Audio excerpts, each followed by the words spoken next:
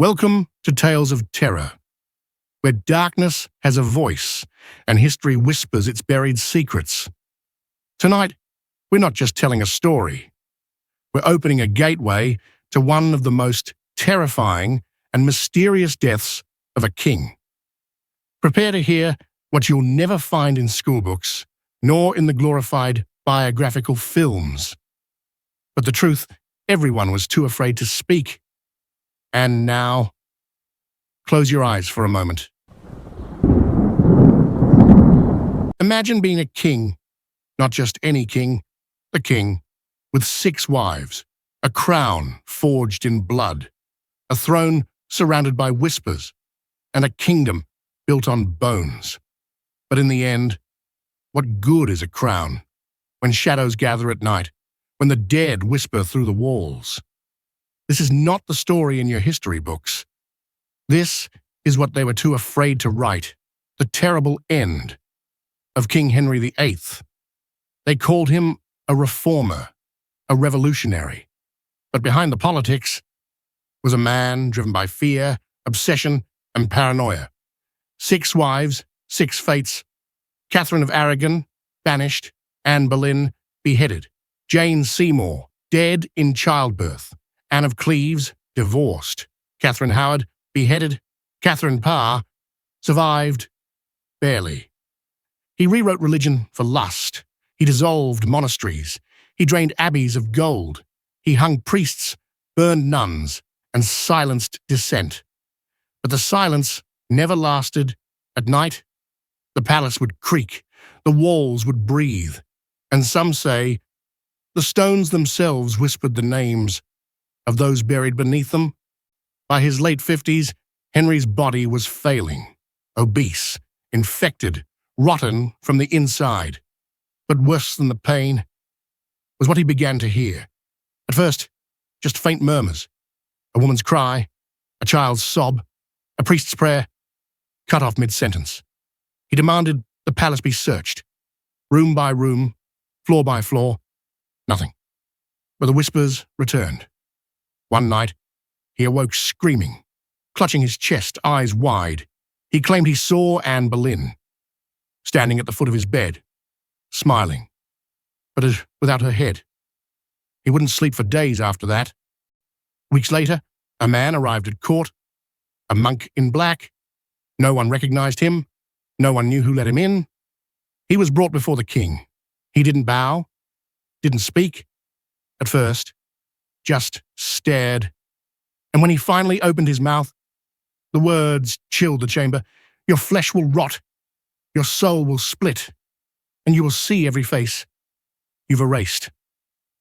The guards moved to strike him, but he was already gone.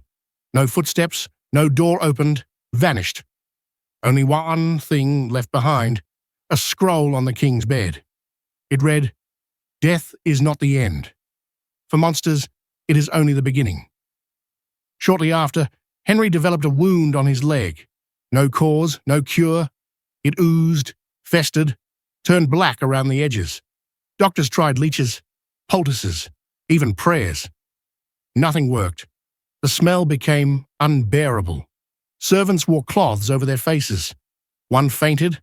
Another claimed he saw something move inside the wound, like fingers. And always at night. The whispers returned. Henry began talking to people who weren't there. "Thomas More," he'd whisper. "I see you now.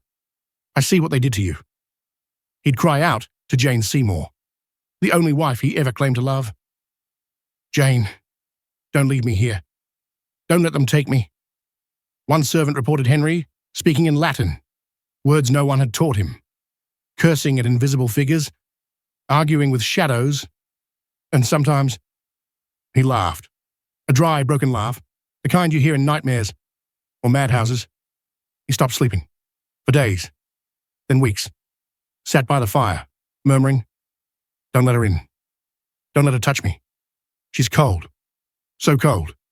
He refused to be alone, ordered servants to sit near him in shifts. Even then, he screamed at nothing.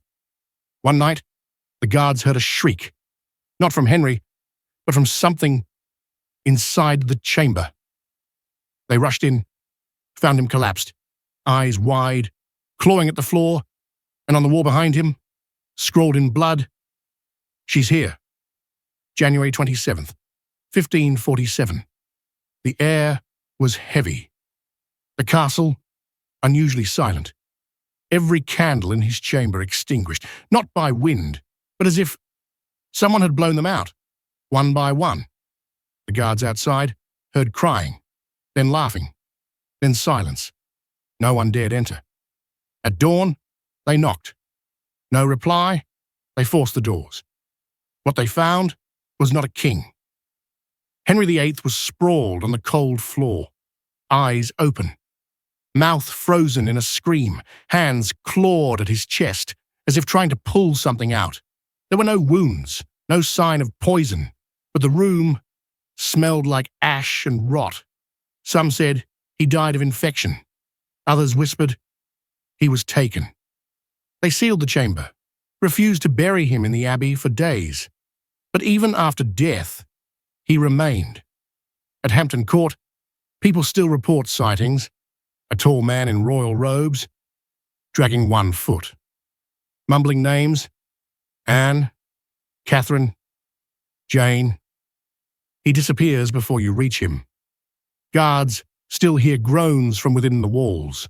One collapsed after hearing a woman's voice say, "He took our heads. Now we have his soul." Visitors feel cold spots in the old halls, hear music from rooms long abandoned, and in one particular corridor, every night at midnight, a door opens, but no one ever sees who enters. Henry VIII ruled with fear, crushed those who stood in his way, rewrote faith, changed history, but no one escapes justice, not even kings. He thought death would bring silence, but for men like him, death is just the beginning of the true punishment. And in the dark corners of Hampton Court, you can still hear the whispers. Long live the king, but this time, it's not a blessing, it's a curse.